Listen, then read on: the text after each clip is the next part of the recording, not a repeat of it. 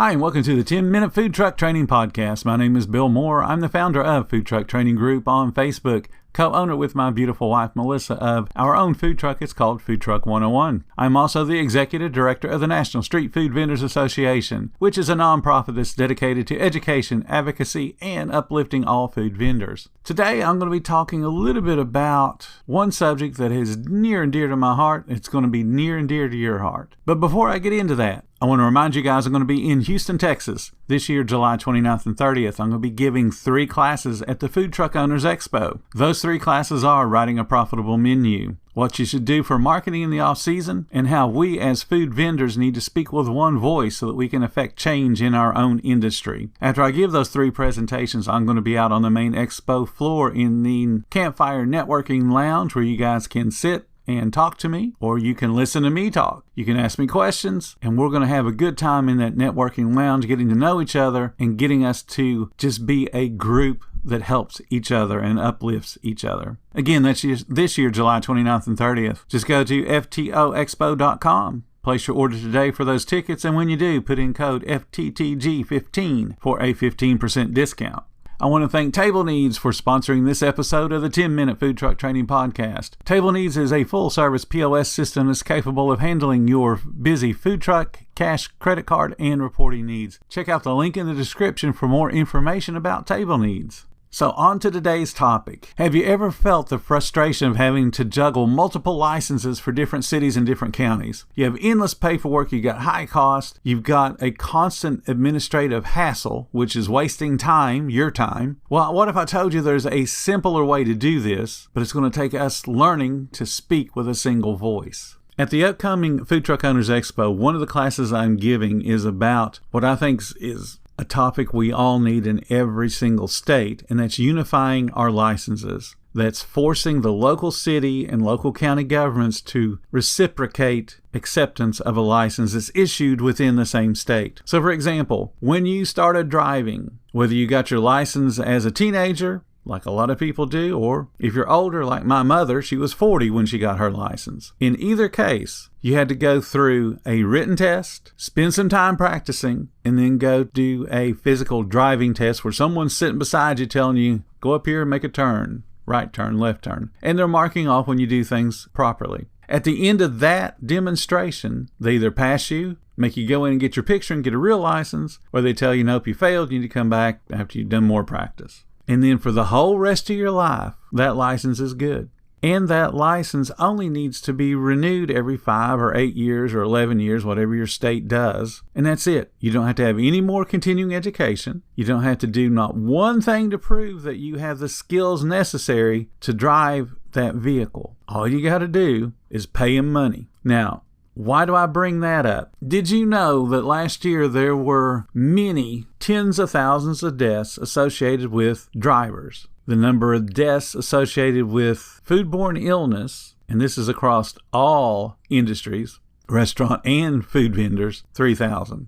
So we have a small amount of potential injury within our business compared to just the general public can kill 30,000 people. But hey, we'll give you a license. We'll recognize your license from state to state, from city to city. We don't make you stop at City Hall and get a new license when you're driving in a new town. Can you imagine taking a cross-country trip and having to stop in every single jurisdiction to get a license to be able to drive on their city streets or their county streets? Food truck owners have to do that. But you're going, but Bill, we might make some people sick. All right, well, let's look at an industry that's built around sick people. Let's look at being a doctor or being a nurse. You go to school, you study for a whole bunch of time, depending on what your license is going to be, whether you're an LPN, a CNA, a doctor, doesn't matter. You're going to school for some set amount of time. Once you get out of that school, then you go take the state boards. So if you're going to be some type of nurse, you're taking a state board license. And all that is a test. It is a written test. The modern ones now, or at least the last that I heard, and this may have changed, but the last that I heard,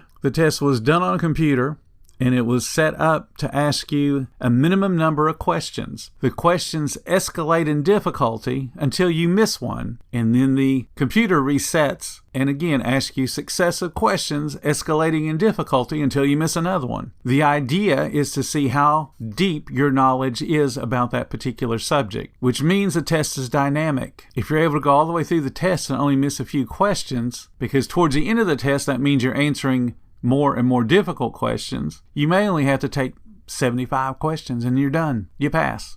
But if you miss a whole bunch of the questions early on, you may have to take 150, 200 questions before the computer can say, yes, this person has enough knowledge to be able to be granted the license for the state. Now, that's the state boards. But you know what? There's no county board. There's no city board. You don't have to take more tests because you decide that, man, I don't like this city. I think I will move out to the country and set up my practice there. Doesn't happen. You have a state license. It's recognized throughout the state.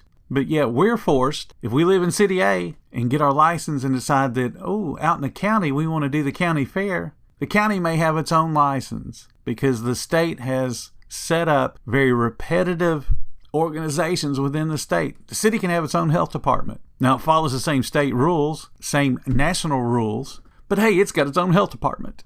So you got to go bow down to them and get a license. That if you want to vend out in the county has its own health department in many states. It still follows the same rules and regulations as the other city and as the state and as the national rules and regulations.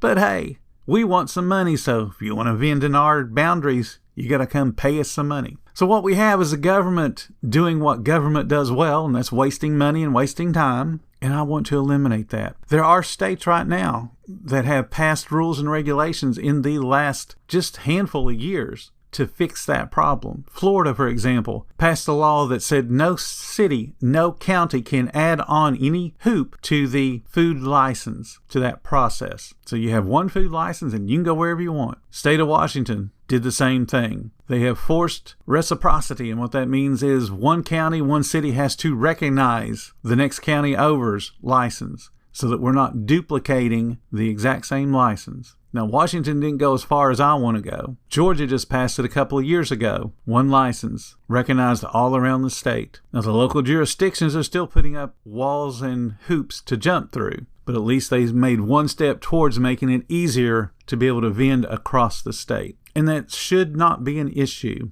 What we need to do is organize at the grassroots level. That's why we're setting up the Food Vendors Association. We want to teach people how to organize and get out there and affect change in their own industry.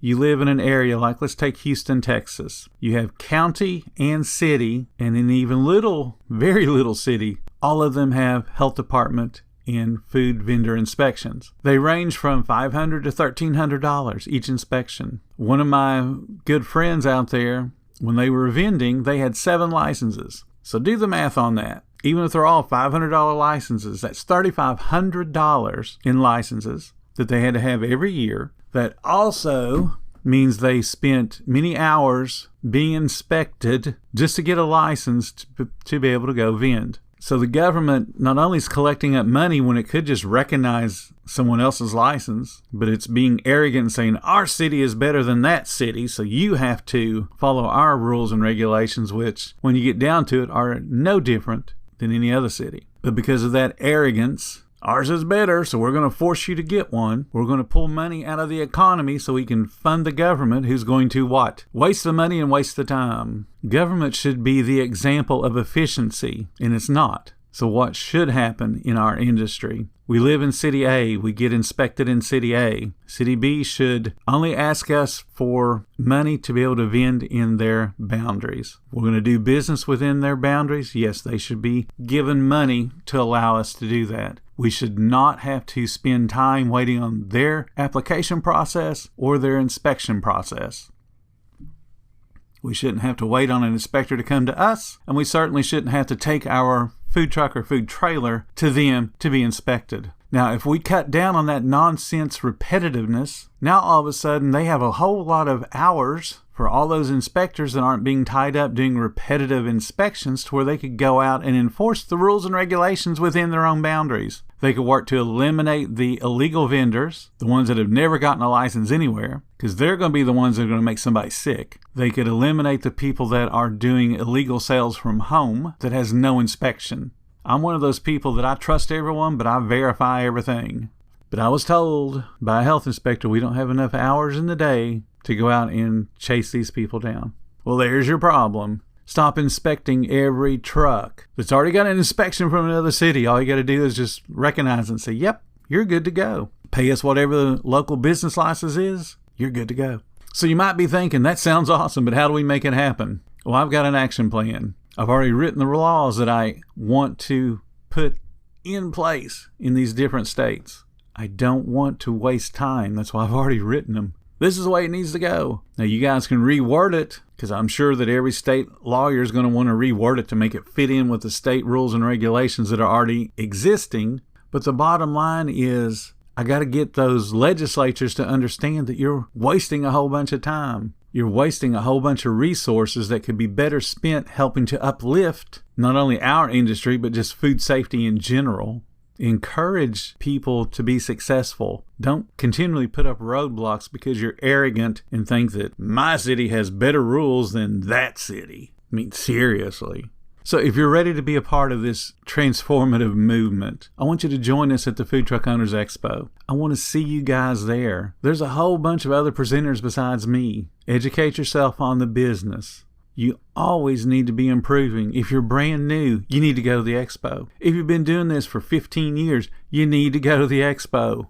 So here's going to be my little challenge to you. There's a lot of people that tell me, yeah, it's a great idea, Bill. We need to do that. But then when I ask them for help, oh, well, I don't have time. Your kids are in school, and I got a van to make money, and I don't have time. If you don't have time to take action, you don't have time to care either. So don't tell me you care, and you want to make things better, but you're not willing to put out the effort. Things will not get better tomorrow unless we start working on it today.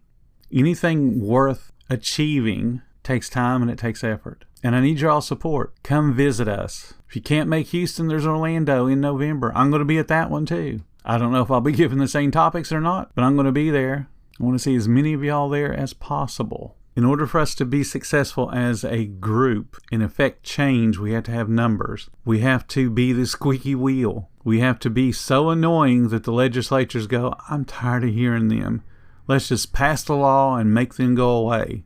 The ball is in our court. Let's make the changes so that we can have a successful industry that people look up to. And a whole bunch of folks that are starting a business deserve it to be a little bit easier than what our government has done to make it. I want to thank you guys for listening to the 10-Minute Food Truck Training Podcast. Take a moment to follow our podcast. And if you really like what we do, then give us a little bit of support. There's a link in the descriptions so you can make that support happen. Every little bit does help keep us going. Until next time, you guys have a profitable day.